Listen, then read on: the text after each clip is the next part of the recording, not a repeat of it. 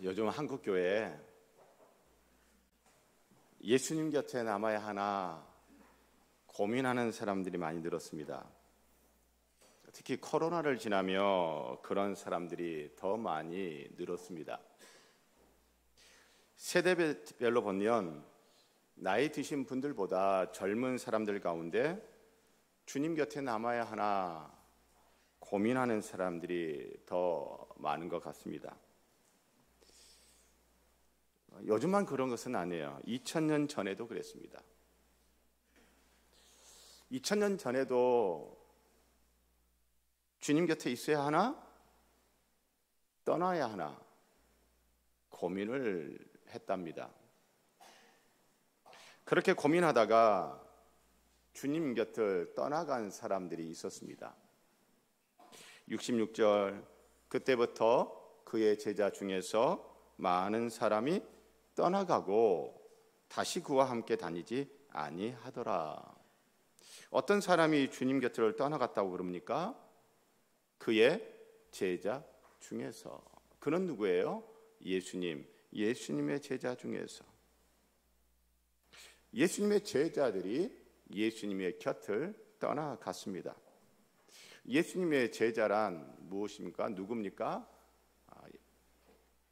좁은 의미의 제자는요 12명의 제자를 말하고요, 넓은 의미의 제자는 훨씬 더 많은 제자들이 있었습니다. 70명의 제자들, 사도행전 2장 가면 마가의 달 앞에 모였던 120명의 제자들. 좁은 의미로는 12명의 제자들이에요. 그런데 넓은 의미로는 훨씬 더 많은 제자들이 있었습니다. 예수님을 믿는다고 하던 사람들이에요. 예수님을 따르던 사람들이에요. 예수님과 함께 하던 사람들입니다. 예수님의 제자 공동체와 함께 하던 사람들입니다. 오늘날로 치면 누굽니까? 교회 다니는 성도들입니다. 그런데 여기서 고민이 깊어지는 대목이 있어요. 그게 뭐냐면 주님 곁을 떠나가는 제자들이 많았다는 겁니다. 66절을 보니 그때부터 그의 제자 중에서 적은 사람이 떠나가고 많은 사람이 떠나가고 많은 사람이 떠나갔대요. 요즘도 그런 것 같아요.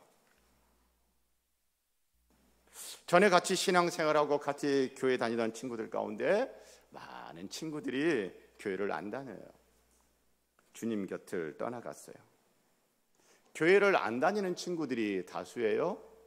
그런데 나는 교회를 다니는 소수예요. 그래서 고민이 더 깊어지는 거죠. 왜 나는 교회를 다녀야 하는 거지? 왜 나는 주님 곁에 남아 있는 거지? 왜 나는 교회 안에 있어야 하는 거지? 왜 나는 주님 곁에 남아 있어야 하는 건가?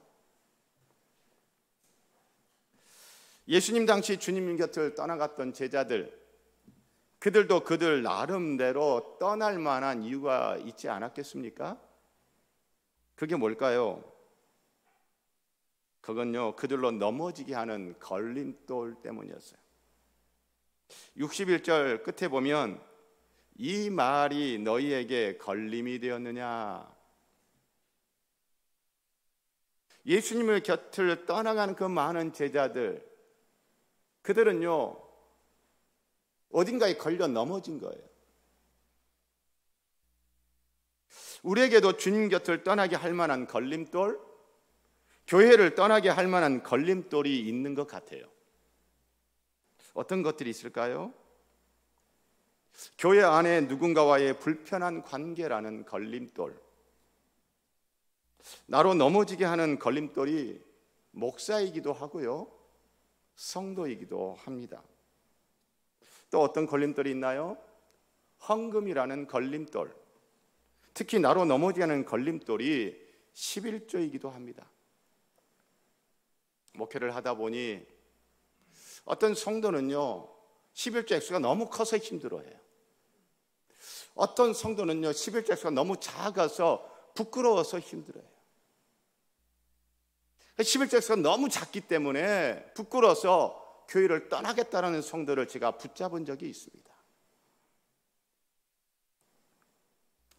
교회 안에서 경험하게 되는 권위주의, 불공정, 말과 행동이 다른 위선 등이 우리를 넘어뜨리는 걸림돌로 작용하고 또 그런 걸림돌에 넘어지는 분들이 있는 것 같습니다.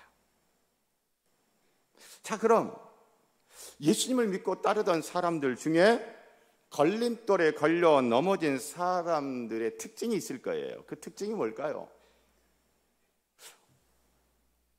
어떤 사람에게 그게 있으면 저 사람 지금 걸림돌에 걸려 넘어졌네 라고 할 만한 그 무언가, 그 특징적인 행태가 있어요. 그게 뭔가 하면요, 한번 따라서 하시기 바랍니다. 수군거림. 지난 주일 본문에서도 수군거렸던 사람들이 있어요. 그 사람들은요, 믿지 않는 유대인들이었어요. 믿지 않는 사람들이 수근수근했어요. 그런데 오늘은 누가 수근거려요? 예수님의 제자들 중에 수근거리는 제자들이 있는 거예요. 이게 보니까 지금 요한복음은 이 6장에서 이 걸려 넘어지는 사람들, 주님 곁을 떠나가는 사람들의 특징 중에 하나, 두드러진 특징으로 무엇을 우리에게 지금 들이밀고 있냐면 수근거림이에요. 61절을 보시면 예수께서 스스로 제자들이 이 말씀에 대하여 수근거린 줄 아시고 이르시되 이 말이 너희에게 걸림이 되느냐. 이 예수님의 말씀을 다시 한번 재구성해 보세요. 예수님이 제자들이 수군거리는 것을 듣고 예수님이 제자들이 수군거리는 것을 보셨어요. 그리고 예수님이 그들이 걸림돌에 걸려 넘어졌음을 아신 거죠. 이런 겁니다. 예수께서 제자들이 수군거린 줄을 아시고 그래서 이렇게 말씀하시는 거예요. 너희에게 걸림이 되느냐. 그래서 6장 전체를 보니 이 수군거림이라는 것이 바로 우리로 하여금 걸려 넘어지게 하는 지름길이구나 라는 생각을 하게 됩니다. 자, 그럼 예수님 당시의 제자들은 무엇을 그렇게 수군거렸나요? 60절에 보니 제자 중 여럿이 듣고 말하되 이 말씀은 어렵도다. 누가 들을 수 있느냐? 예수님이 전해주신 말씀이 어렵다고 수군거립니다. 어려워. 말씀 어려워. 어려워. 뭔 말인지 모르겠어. 왜 저런 말씀을 하시는 거야? 어려워. 힘들어. 어려워. 자, 여러분, 말씀이 어렵다는 그들의 수군거림, 여러분이 생각하시기에 어떠신가요? 말씀이 어렵답니다. 정말 말씀이 어렵나요?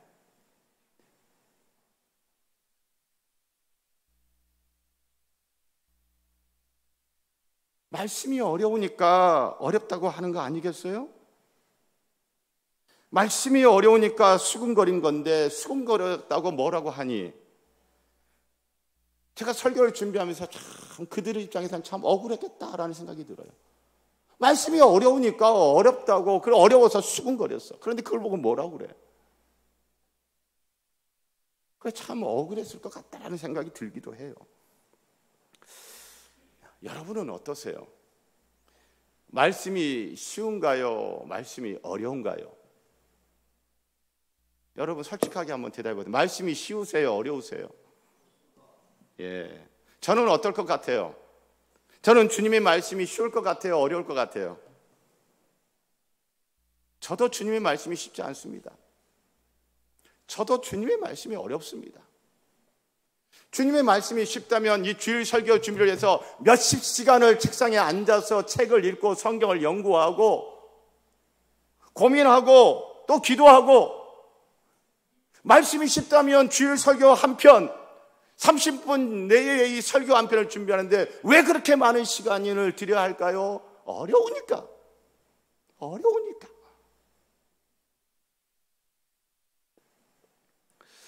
예수님의 12 제자들도 주님의 말씀이 어려웠을 것입니다.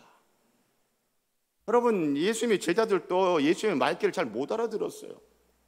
오늘만이 아니에요. 이후에도 계속 보면 이 예수님의 제자들 예수님의 말 잘 못 알아들었어요. 왜? 어려우니까. 그런데 그들은 주님 곁을 떠나지 않았습니다. 그들은 주님 곁에 남았습니다. 그들은 여전히 주님 곁에 있습니다. 이게 뭘까요?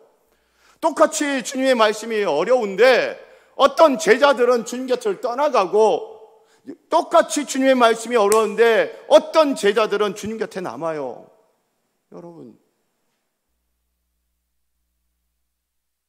왜? 그 12명의 제자들은 주님의 말씀이 어려운데도 왜 안 떠나고 남았을까요? 왜 그랬을까요? 그들은 주님의 말씀이 쉬우면 안 떠나고 주님의 말씀이 어려우면 떠나고 그러지 않았죠. 그들이 주님 곁에 남는 기준은 말씀의 쉽고 어려움이 아니었습니다. 세상은요, 쉬우면 하고 어려우면 안 하려고 하는 것이 일반적인 경향이지 않습니까? 그렇다고 쉬운 것은 피하고 어려운 것은 꼭 해야 한다라고 하는 것은 아니에요. 그런데 우리가 인생을 살면서 우리가 믿음으로 살다 보면 쉬어도 하면 안 되는 것이 있고, 인생 살고 믿음으로 살다가 어려워도 해야 하는 것이 있잖아요.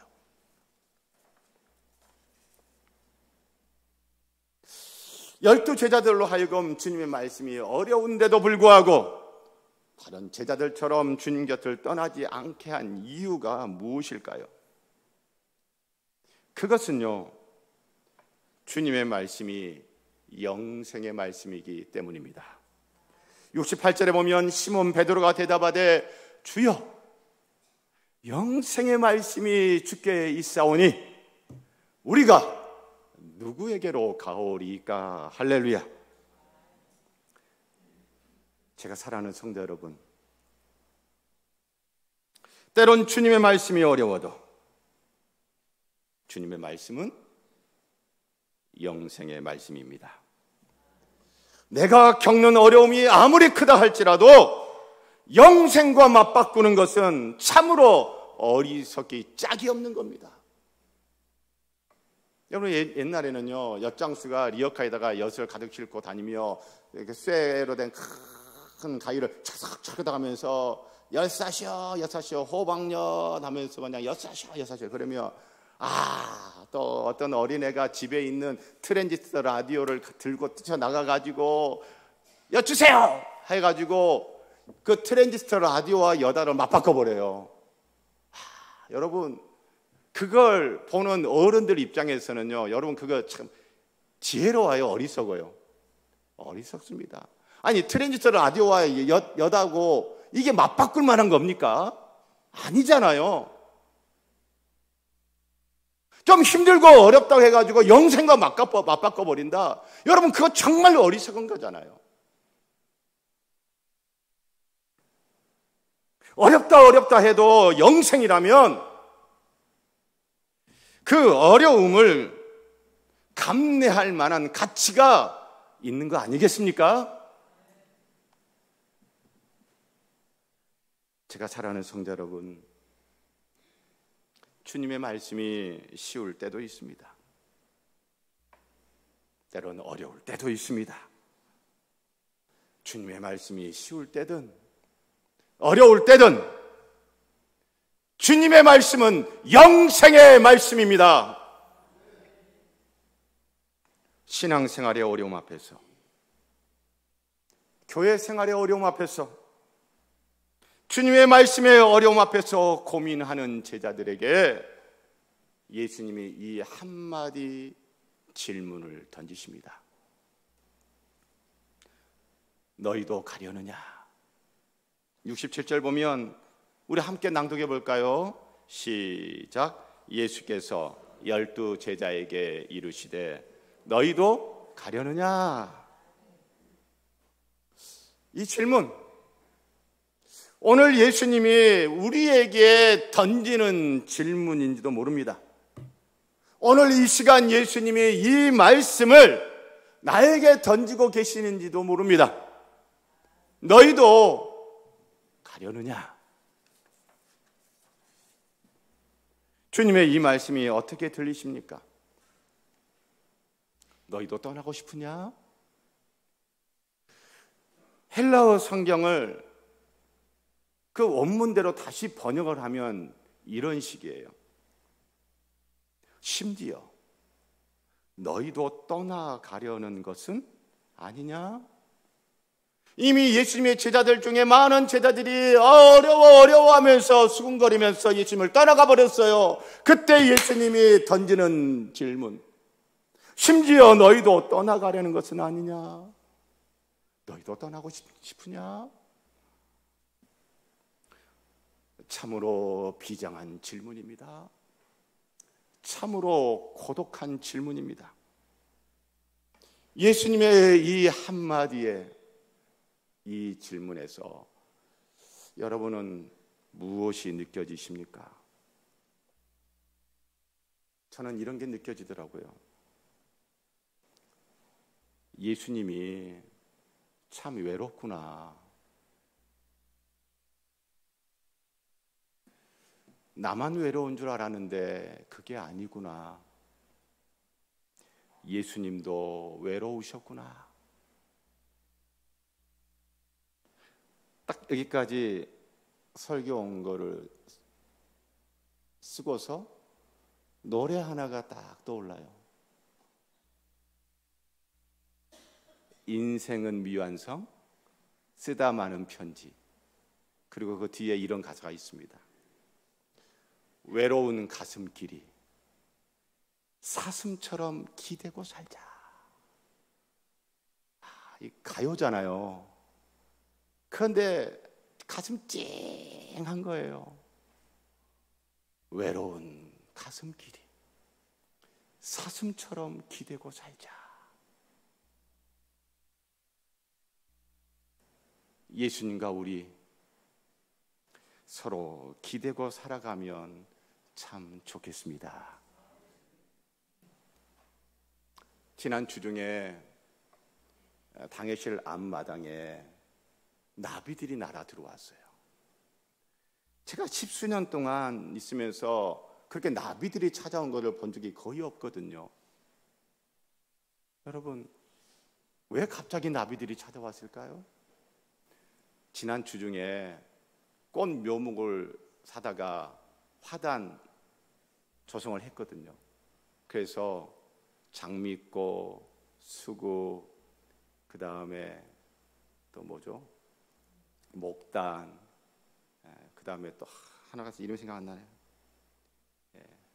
어떤 그런 것들 사오고, 또 유튜브실 앞 화단의 또 모서리에는 좀 격조 있고 품위 있게 좀 비싸지만 공작 단풍을 다 이렇게 심었어요. 자, 여러분, 지금 작약도 심었습니다. 자, 여러분, 그 꽃들 중에 지금은 장미꽃밖에 안 펴 있어요. 그런데 장미꽃을 많이 심어 놓다 보니까 여러분, 나비들이 꽃이 있으니까 막 날아 들어온 거예요. 나비들이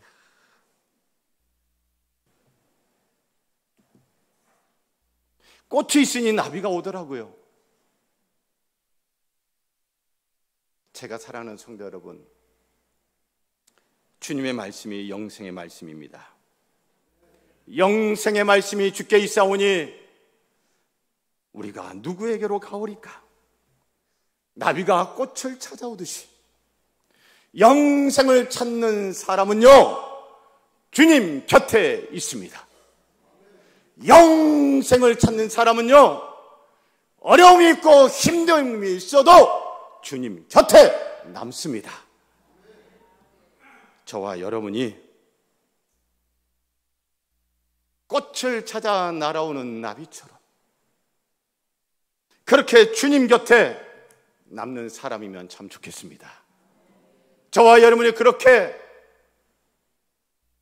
주님 곁에 남는 사람이기를 축복합니다.